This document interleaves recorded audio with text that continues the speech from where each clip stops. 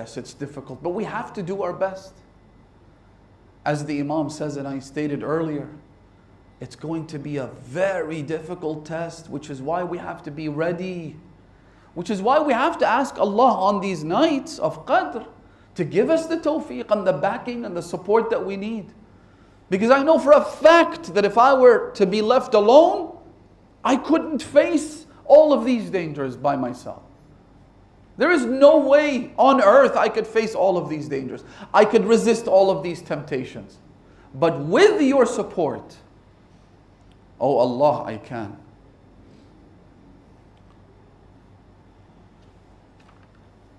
Listen to this next hadith. The Imam says, Imam Musa ibn Ja'far al-Kadhim alayhi salatu wassalam. He says, إِذَا فُقِدَ الْخَامِسُ مِنْ وُلْدِ السَّابِعِ.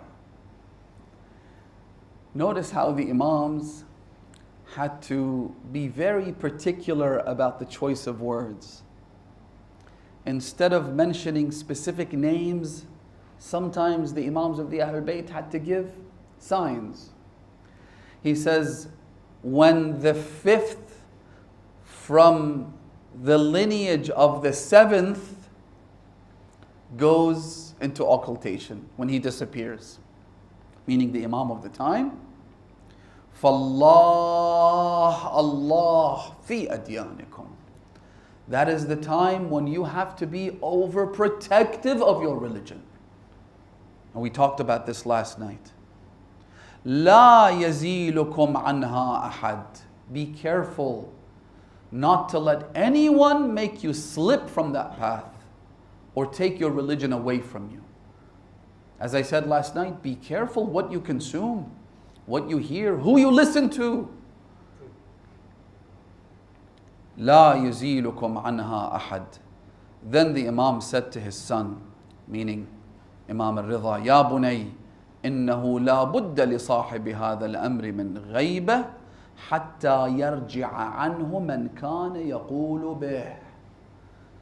It is imperative for the Imam to go into occultation.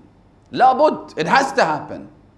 حتى, until most of those who used to believe in him will abandon their belief. And we've seen this right before our two eyes, right now. One of them was a teacher of mine, someone who used to teach me in Hawza early on when I was a child.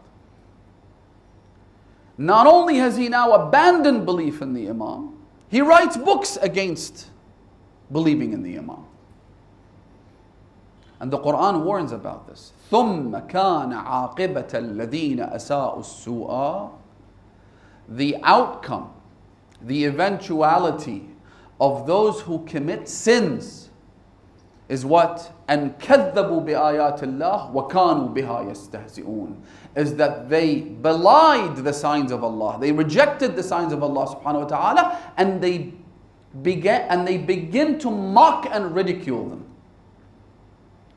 So, what this means, again, this is a big warning sign.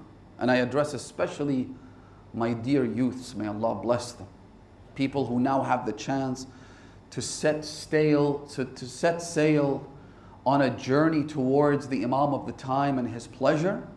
They have the chance to begin their lives with clean slates. They can truly transform their own lives as well as the lives of their communities by being the future leaders that we yearn to. People who can actually, they have a chance to be among the companions and supporters of Imam al-Zaman. They are most in danger. And the Quran says that when they commit sin after sin after sin after sin, thinking that my love for Mawla Ali is what's going to save me. The problem is in this verse. Allah subhanahu wa ta'ala says that these sins will make them abandon the love of the Ahlul Bayt. They will make them reject the signs of Allah subhanahu wa ta'ala, who are none other than Amirul Mu'mineen and the Ahlul Bayt. So don't rely on your love for the Mawla. if you continue to commit sin after sin. Because this love is not something that you created. It was given to you as a blessing from Allah subhanahu wa ta'ala. And if you fail to appreciate this love, Allah will take it away, God forbid. And if we don't have the love of the Ahlul Bayt on the Day of Judgment, what do we have? What? My prayers? My fasts? My speeches? My lectures? What exactly have I done that's worthy of Allah subhanahu wa ta'ala giving me any reward for? Allahumma